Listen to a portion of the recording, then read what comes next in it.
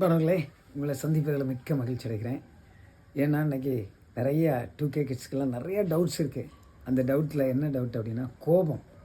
என் கோபத்தை ஏன் கட்டுப்படுத்த முடியல அப்படி நிறைய தம்பிக கேட்குறாங்க.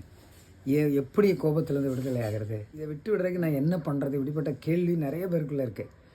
விட்டு விடுறதுனா ஒரே வழி பார்த்திங்கன்னா, கடவுள்கிட்ட வரணும். சிலுவடி வாரத்தில் நம்ம வந்து ஆண்டவர் நோக்கி கேட்கணும், ஆண்டவரே எனக்கு இந்த கோபத்திலேருந்து விடுதலை தாங்க.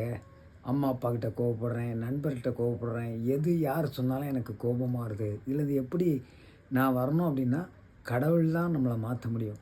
ஆண்டவர் தான் அந்த கோபத்திலேருந்து நம்மளை விடுவிக்க முடியும். அதனால் கோபத்தை நெகிழ்ந்து அதை விட்டுவிடு அப்படின்னு சொல்லி பைபிள் சொல்லுது. கோபத்தை நிகழ்ந்து தூக்கி போடு, கோபமே வரக்கூடாது அப்படின்னு சொல்லி ஆண்டவருடைய நாமத்தில் சொல்லுது. இயேசுவின் நாமத்தில் கோபம் வரக்கூடாது, அவருடைய ரத்தத்தினால் என்னுடைய கோபம் கழுவப்படட்டும் அப்படின்னு சொல்லும்போது ஆண்டவர் நம்முடைய கோபத்தில் நம்மளை விடுவிக்க வல்லவரும் நல்லவரும் இருக்கிறார். May God bless you.